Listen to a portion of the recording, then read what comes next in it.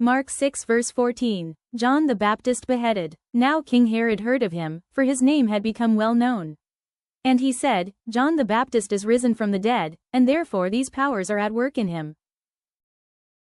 Verse 15. Others said, it is Elijah. And others said, it is the prophet, or like one of the prophets. Verse 16. But when Herod heard, he said, this is John, whom I beheaded, he has been raised from the dead.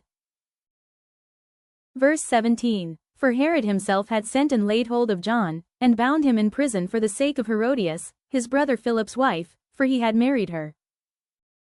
Verse 18. Because John had said to Herod, it is not lawful for you to have your brother's wife.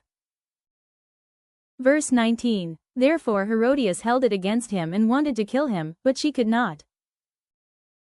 Verse 20. For Herod feared John, knowing that he was a just and holy man, and he protected him.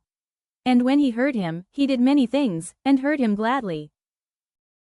Verse 21. Then an opportune day came when Herod on his birthday gave a feast for his nobles, the high officers, and the chief men of Galilee.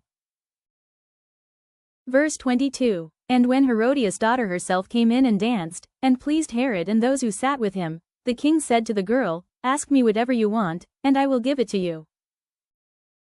Verse 23. He also swore to her, whatever you ask me, I will give you, up to half my kingdom.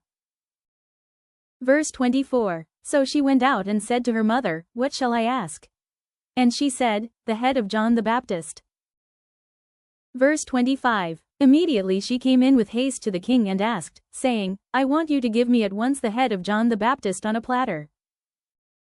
Verse 26. And the king was exceedingly sorry, yet, because of the oaths and because of those who sat with him, he did not want to refuse her.